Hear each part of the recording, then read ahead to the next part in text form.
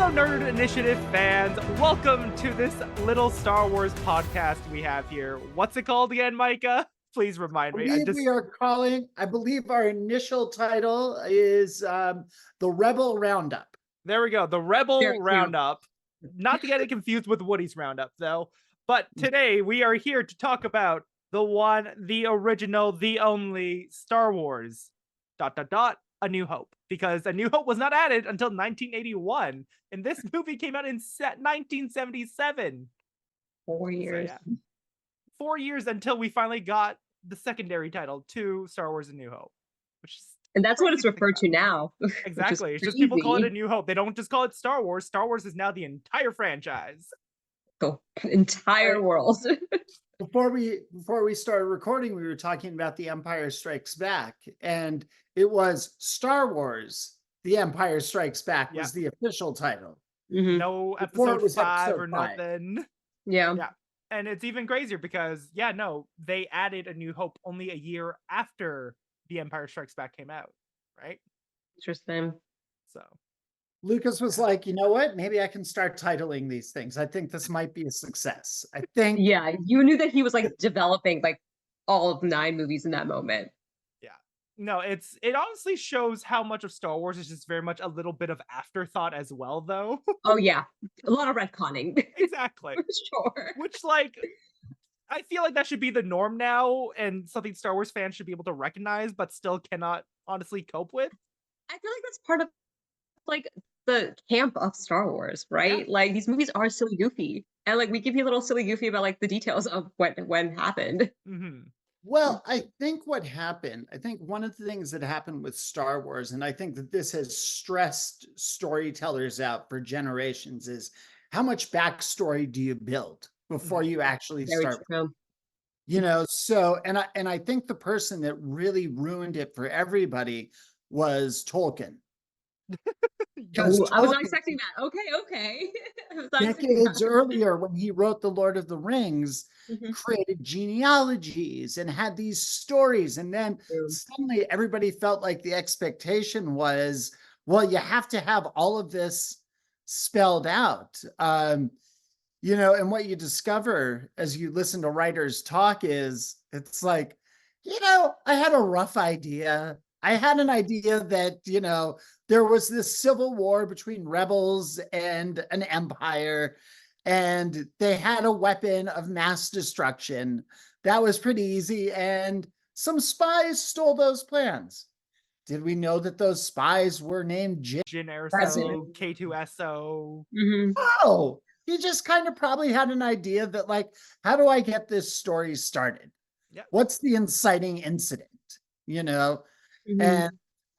And I think that's always the question I ask in a movie is okay, why am I hearing this part of the story? Mm-hmm. What's interesting about what's unique about these characters in the vast sea of whatever the situation is that they're in? And I think from the storyteller perspective, as someone who's a perspective writer, I think it's also where you choose to tell a story, because it's you can backstory all you want, but it's where do you think your story starts?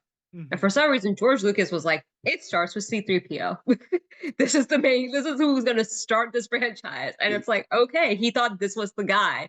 So, and that's how it began Star Wars.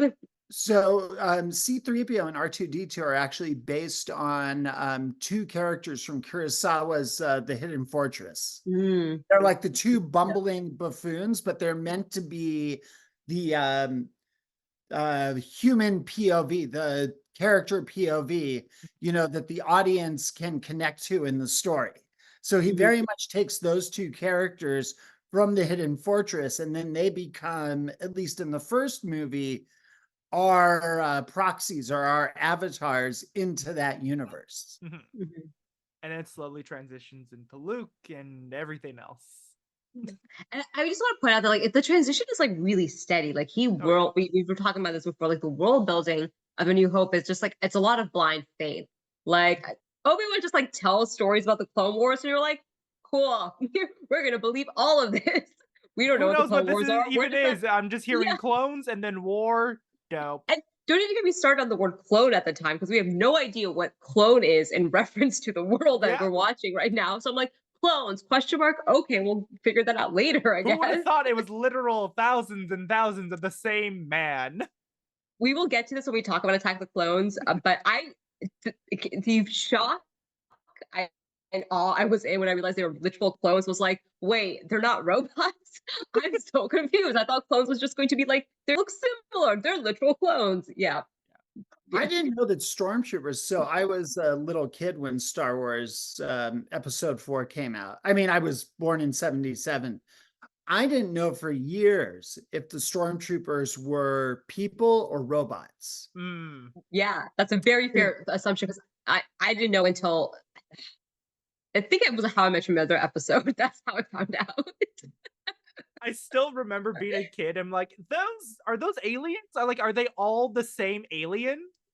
Like, is that what's happening with stormtroopers? That didn't even correlate that it was like actual mm, proper helmets for a little while, like honestly. it's armor. Like, why did we realize that it would be armor? Like they're in a war. Like We didn't Han know. and Luke steal the armor too, so I'm like, Exactly. but We it just never literally see crossed my them wear mind. the stormtrooper clothes. Exactly. Right? Yeah. And I know there's going to be some people watching this that go, what are you, dumb? Of course it was people in there. Han and Luke got into the suit. I was 3 at the time, okay? So cut me a break. Exactly. We were children. Yeah. Oh, I think that's also like what was like the appeal of Star Wars was that not everything was like fleshed out. We were just like going along for the ride. Like they could be robots, they could be aliens. Oh, they're wearing their clothes. Those are clothes. Okay, we didn't know. It's just like we let our suspension of disbelief, maybe because we were children or maybe because it was a world that we knew was completely fictional and fantasy. The suspension of disbelief was like it could be literally anything. Exactly. And we're like ready to accept it. And that's what I think the beauty of Star Wars is. Exactly. No, I mean, I love it.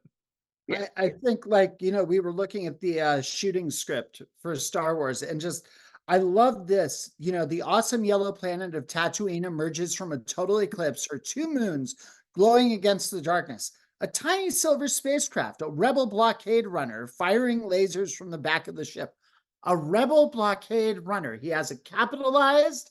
It is literally like, the 4th paragraph in his script. And some executive is sitting reading this. And it's just like, okay. I guess there's a rebel blockade runner. Okay. Not sure what that exactly is. Is it just like a literal block in space, I guess?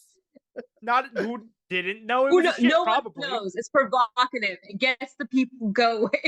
That's literally probably how the pitch went. Yeah. Because like it just reads so awesome and ridiculous at the same time. And also, it says here, hundreds of deadly laser bolts streak from the Imperial Star Destroyer, causing the main solar fin of the rebel craft to disintegrate. And like, I could just picture an executive going, I mean, that it's evocative imagery. It disintegrates. But at the same time, you're also like kind of wondering, like, George, what were you on when you were writing this? Right?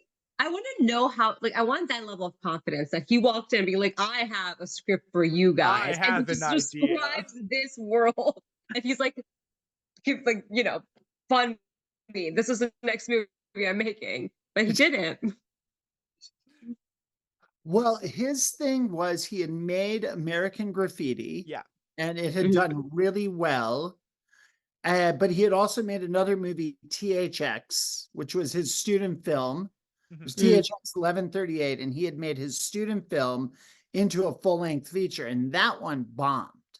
And it was really because American Graffiti did well, I think, that he even got a shot at making Star Wars.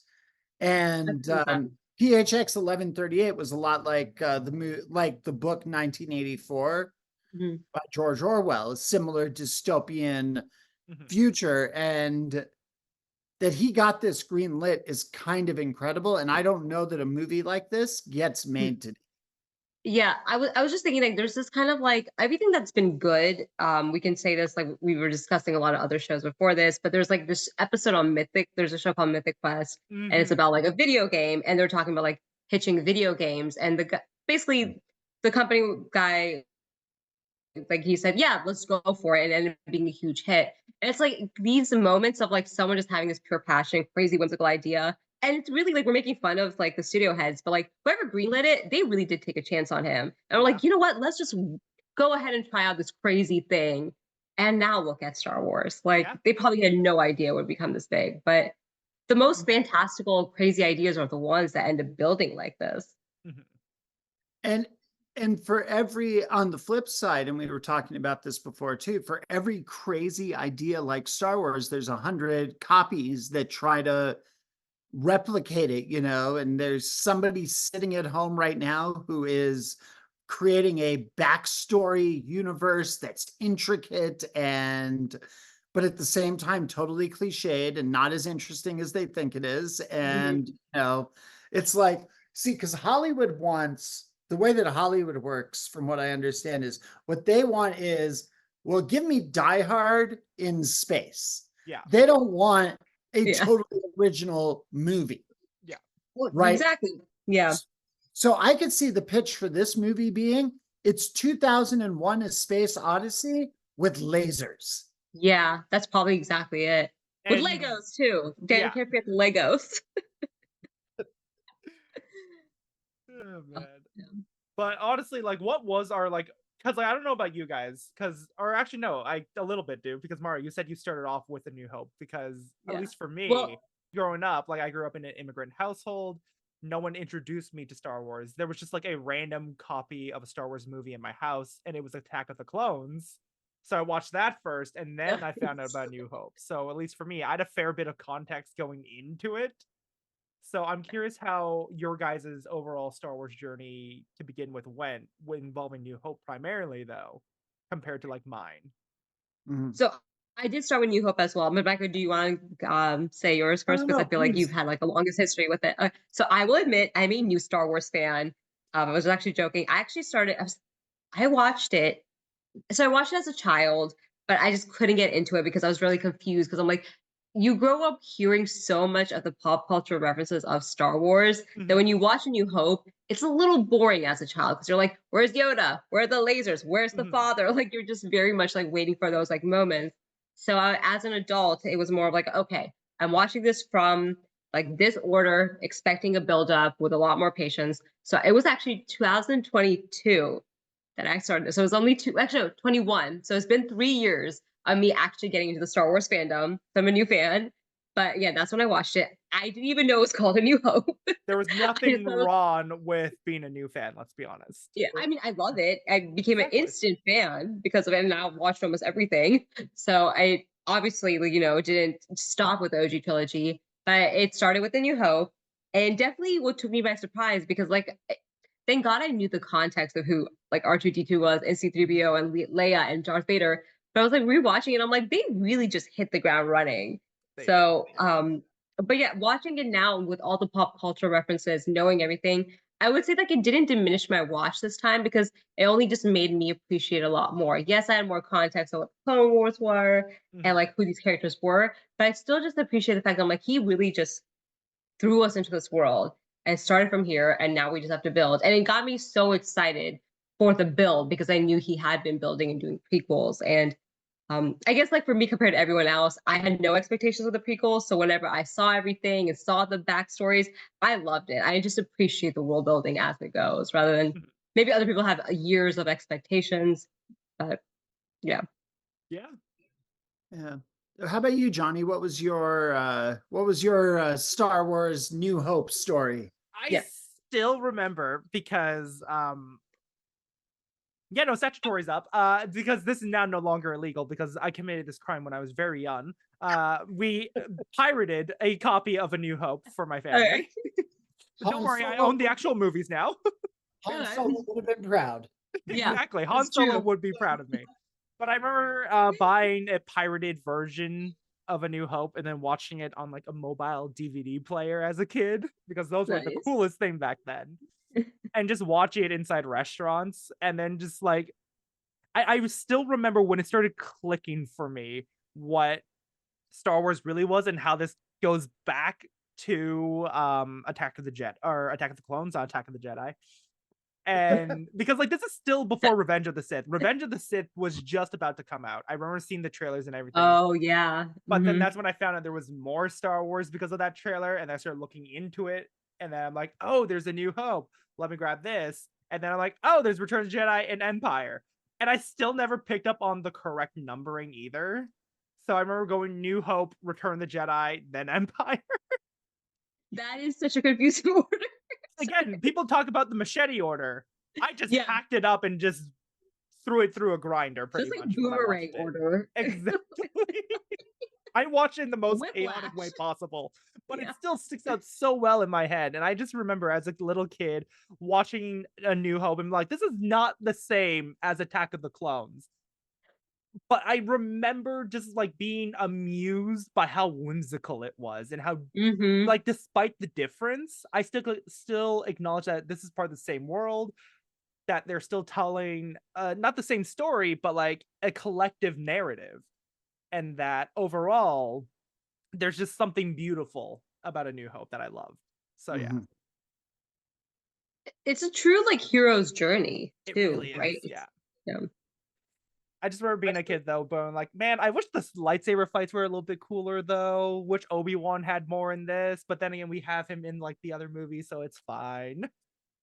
Oh yeah, the lightsaber fight is not memorable. A New Hope. Let's just put it that way. Honestly, Nicely like a put. little, it is memorable for me, just not because of how it's just more so I It's remember it because of how different it is compared to everything else. That's it's the it. emotional stakes for it because Exactly. that's the like that is the one that like I saw as a reference. Like it was referenced in Scrubs, even like the Yes, lightsaber scene.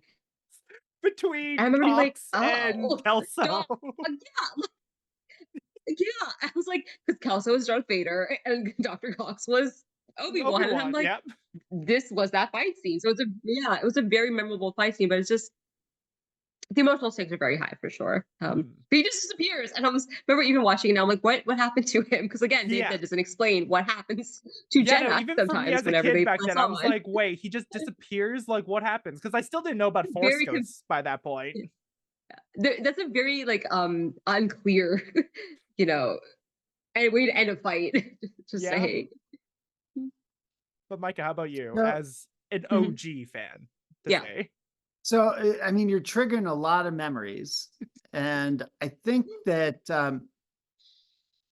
the difference in my memory of Star Wars and yours is first off, there was no canon. There Mhm. was no, larger universe entirely. The larger universe was filled in by action figures. Yes. And that was Ooh, yeah. actually, for me, my friends, all of us, the way we actually entered Star Wars was through the toys, Mhm. That makes sense. and we knew who the characters were and we could tell stories with them. And the characters that a lot of us had were the Tusken Raiders, who we Yes. just called Sand People. I know that they were known as Tusken Raiders too, but you maybe had a Tusken Raider and a Stormtrooper and A random Chewbacca. X-Wing pilot. Yeah, some random X-Wing pilot. And so I had a Hammerhead. That was one of my first toys. It was a nothing character. There was Walrus Man. I had him too. Who gets his arm chopped off in the canteen scene. Yeah. And Yes. That dude still freaks me out. I'm pretty arachnophobic, and that dude's got the spider face Yeah. too, by the way. That Mhm. shit freaked me out. and it's like you had these characters and these vehicles, and I had a Y-wing, but not an Yes. X-wing. Interesting. Um, I don't know why. I think I did have an X-wing. I think I probably broke it. X-Wings are just so much cooler, let's be honest. Yeah. They can Yeah. they can open up the flaps. That's why. Yeah. So the problem with 1980s toys that opened like that They is broke. they could break off. Yeah. Like the Children's little toys, tab yeah. that would keep them in place usually with the spring lock. That's what did Yeah, it snap. until it Yeah. broke off. Yeah.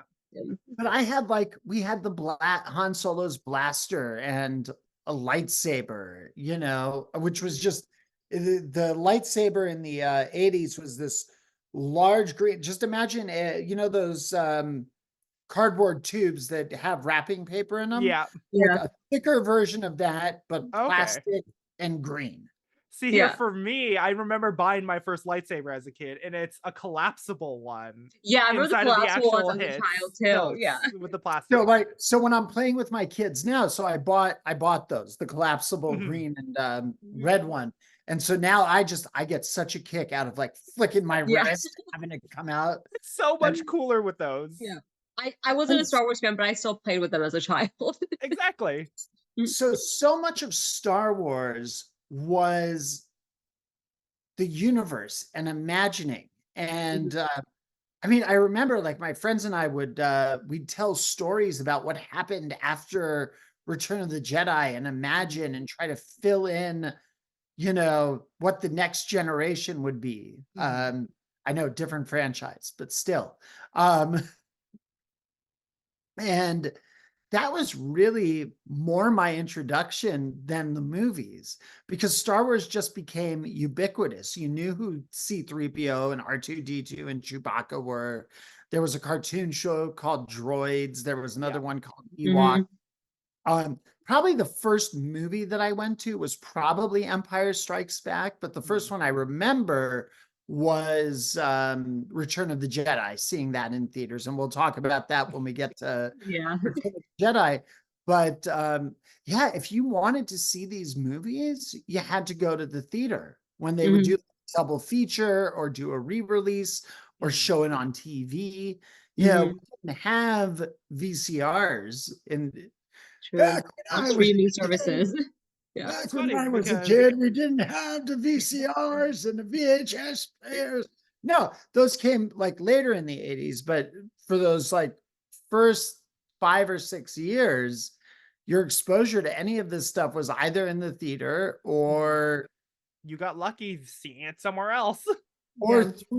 through merchandising. Mhm. The like the conversation about toys makes so much sense because like the canteen scene, like it's a great scene, but like there's a lot of and it's one of those moments where like there's a lot of introduction to characters. So I'm like, we never see them again, Yeah. and like that's it. But then it made toys, and it makes so much sense that like it is so these like very unique characters and world, even if there are just one scene that feels like a throwaway, plus toys though, and like an introduction to this world, and it's like Mhm. I didn't even consider it that way. Like, of course, they made merchandise of every single character that was in New Hope. Well, and I know this is like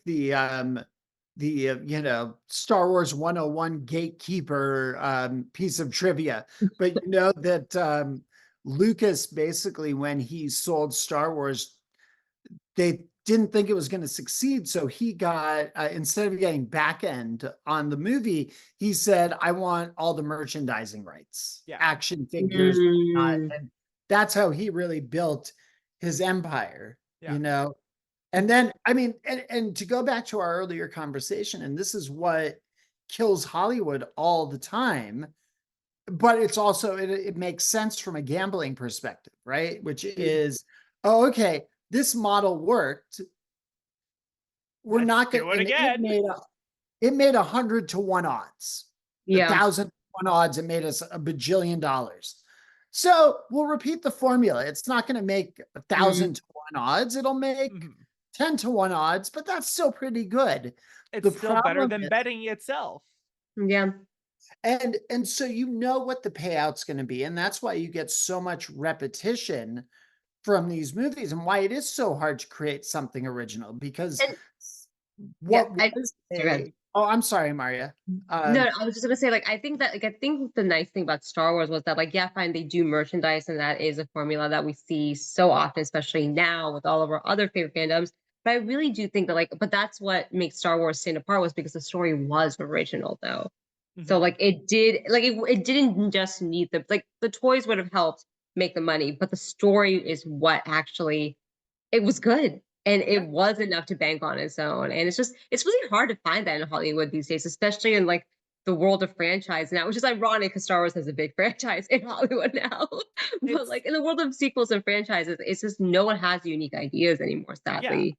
And it's funny because I feel like a theme for Star Wars, at least in the modern day right now, is very much the fact that Star Wars keeps profiting because of story more than anything as well. Like, yeah, no, you have your toys and all that, but like you have your books, your audiobooks, your comic books and all that. And that stuff, I don't know how profitable it might actually be, but at least for me, like I'm buying most of the new novels that come out. I'm highly ingrained in the High Republic era, which I'm obsessed with.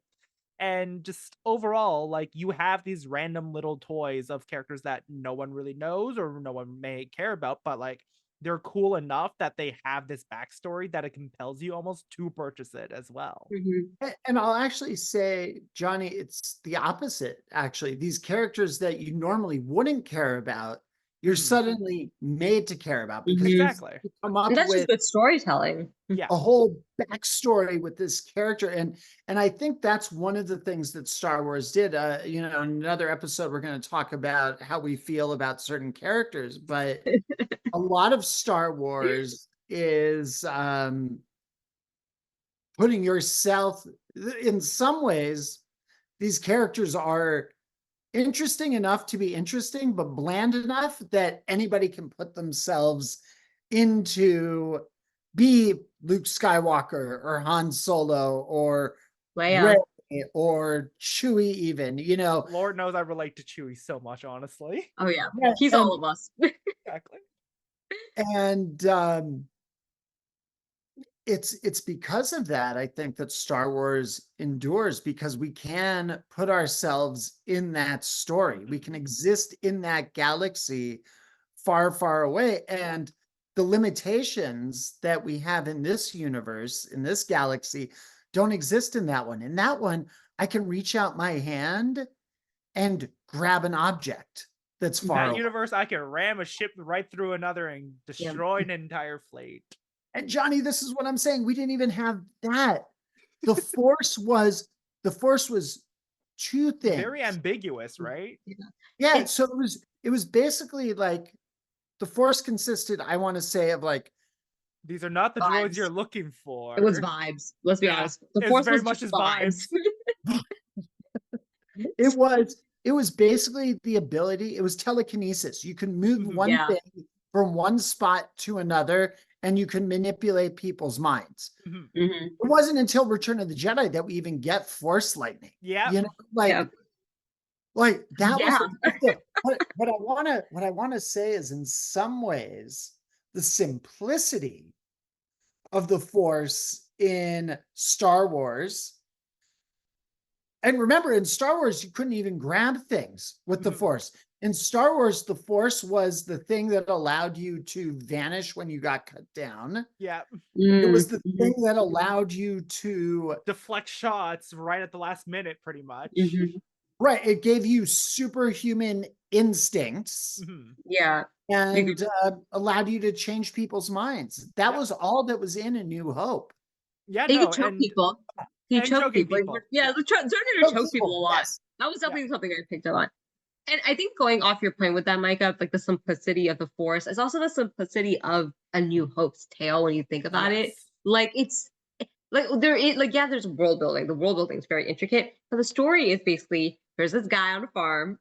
Yeah. He's the chosen one, and guess what? He's the chosen one, and he like blew up the ship. And it's like a very. I think one of my favorite like Star Wars videos is the Freddie Prinze Jr.'s rant about basically calling Luke Skywalker Cinderella. And it's kind of like that though. Like, there's a reason why it works, because it is a true hero's tale. Like, it's not just that like these characters were accessible through like we could see ourselves. It's also because it's like it's a hero's journey, and like everyone wants to see themselves as the hero. It was a simple enough hero's journey. Like, we could all be Luke, because Luke was the everyday guy. Farm, like the idea of working on a farm is just generic enough that like, oh, I'm like, in a lot of people's mind, not saying farm work is easy. It is not. Yeah.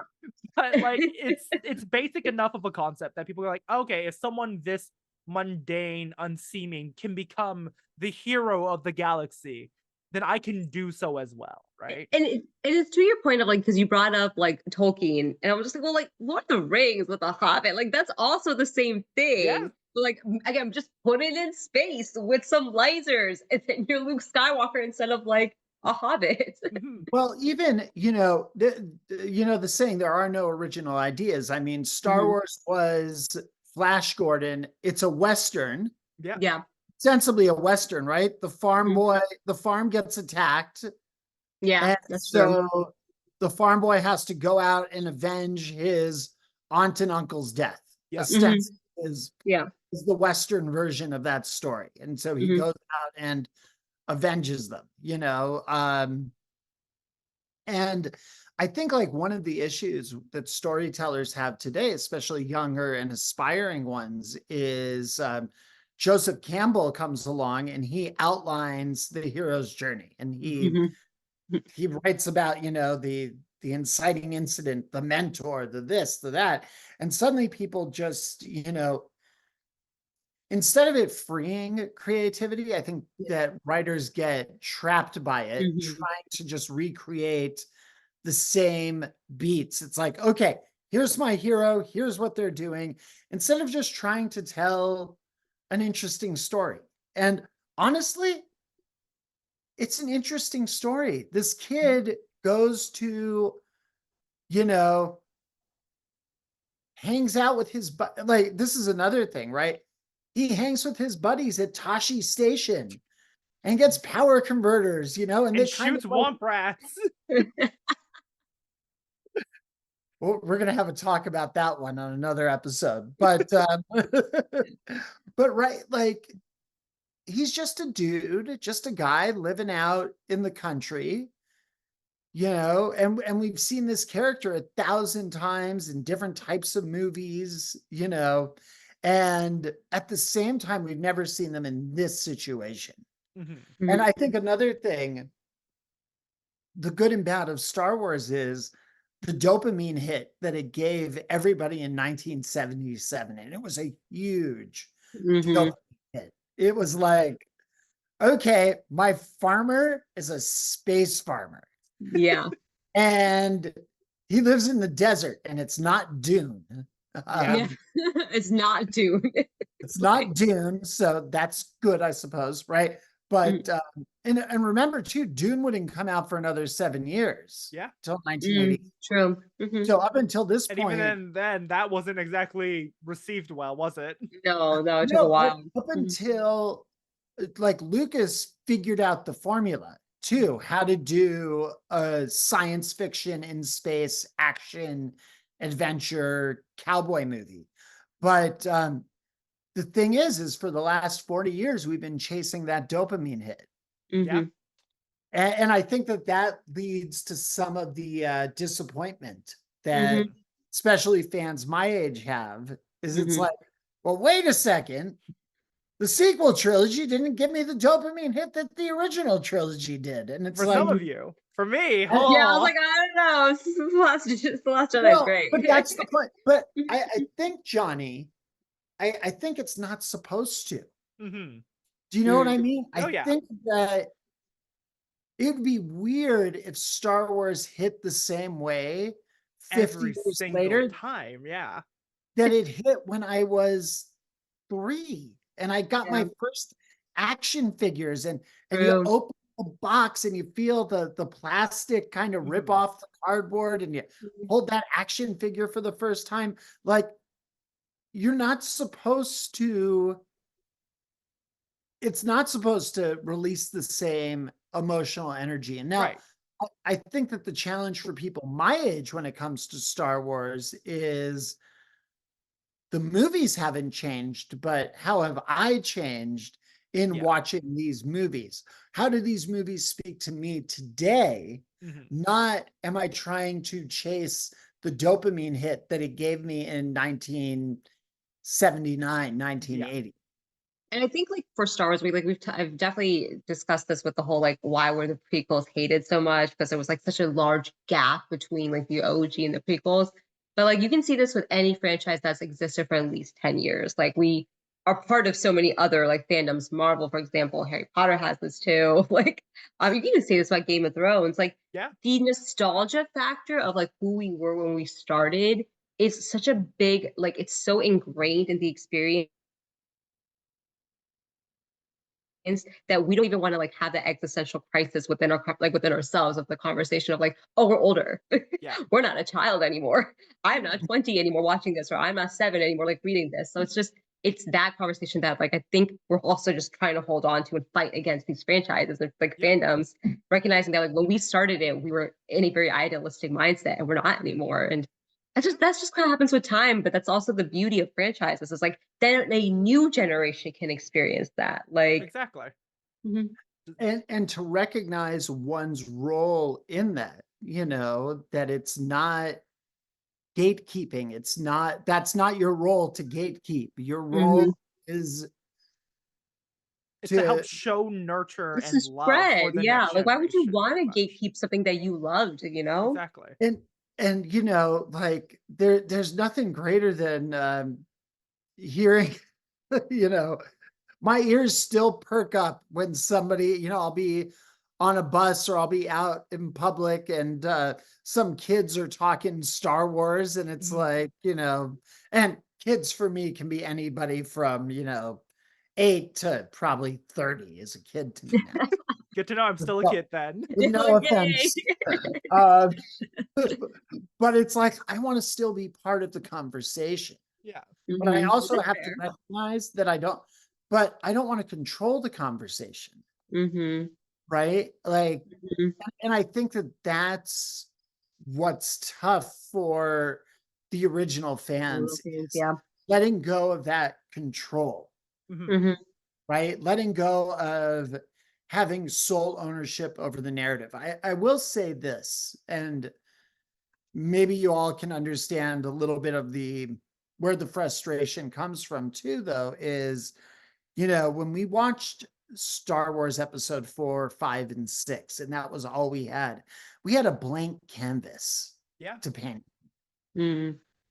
There were some RPG books out there that fleshed out the universe just enough. There were models that you could build. There was enough to flesh out the universe, but there wasn't the same amount of story that was out there. And the more and more story that gets created, the less and less room you have on your canvas. Mhm. True. And I think that when you approach your canvas and these are the things on it, it's much easier to have a larger canvas and say, okay, now I can draw here, here, and here.